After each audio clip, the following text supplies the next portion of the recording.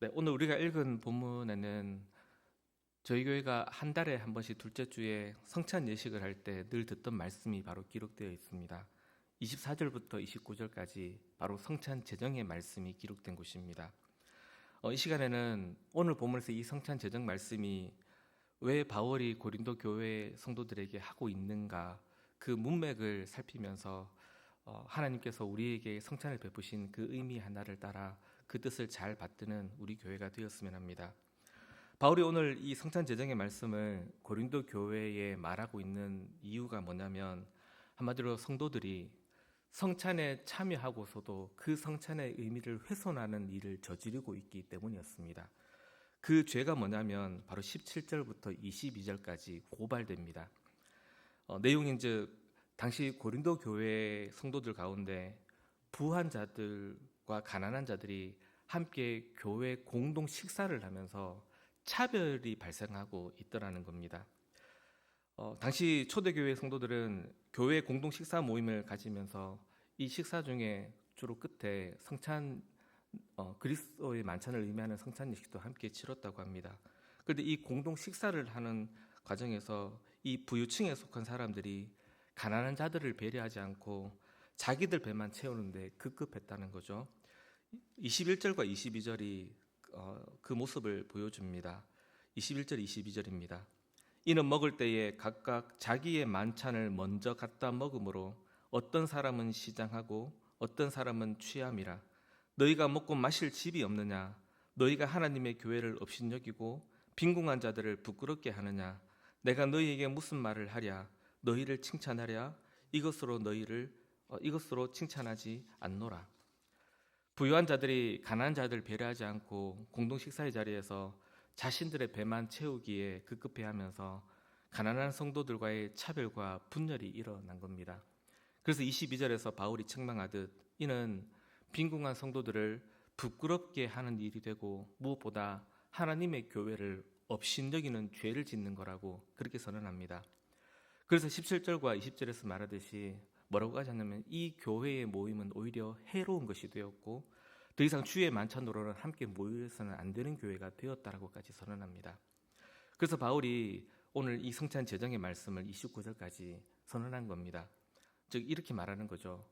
너희가 참여하는 성찬의 의미가 뭔지를 몰라서 그렇게 성찬에 참여하고서도 이렇게 하느냐고 꾸짖는 겁니다.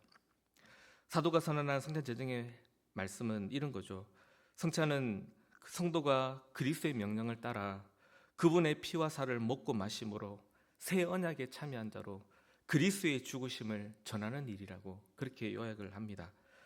성찬 예식은 그 성찬 예식에 참여하면 이 은혜에 있어서 누구도 그리스도의 복음을 믿는 자는 예외가 없고 차별이 없음을 선포하는 일이 됩니다. 모두가 그리스도 안에서 그분을 동일하게 먹고 마심으로써 그분의 죽으심을 차별 없이 누리는 자리입니다. 모두가 그리스도의 죽으심을 전하는 이 일을 하는 자인 겁니다. 한마디로 이 성찬 예식만큼 정말 그리스도 안에서 하나님 나라는 그리스도 안에서 차별이 없다라는 걸 잘 보여주는 예식이 없는 거죠. 그런데 지금 고린도 교회 성도들이 뭘 하고 있냐면 그리스도로부터 차별을 없애는 음식을 받아 먹어놓고는 자기들끼리 음식을 먹으면서 또 차별을 하고 있는 겁니다. 성찬의 의미와 전혀 반대되는 일을 저지르고 있는 거죠. 부유한 자들이 기득권을 행사하면서 가난한 자들을 돌아보지 않는 겁니다. 그러면서도 버젓이 이 성찬을 받아 누리고 또 있는 거죠. 이는 중죄입니다. 그래서 27절, 29절까지 바울은 엄중하게 선언합니다. 이 일이 그리스도의 떡과 잔을 합당하지 않게 먹고 마시는 일이라고, 주의 몸과 피의 죄를 짓는 일이라고까지 선언합니다. 그래서 권하기를 자기를 잘 살펴서 참여하라고, 주의 몸을 잘 분별하여서 심판받지 않는 자가 되라고 말합니다.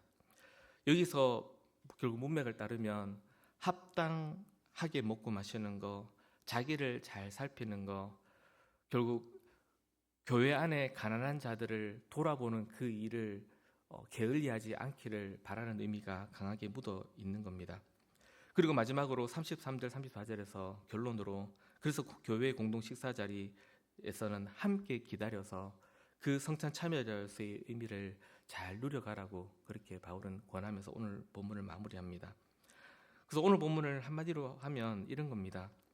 그리스도께서 제정하신 성찬 예식을 통해서 그분의 죽으심에 늘 참여하는 성도는 그에 합당하게 차별 없는 그분의 죽으심을 교회 안에 잘 누려가도록 함께 힘을 쓰라는 거죠.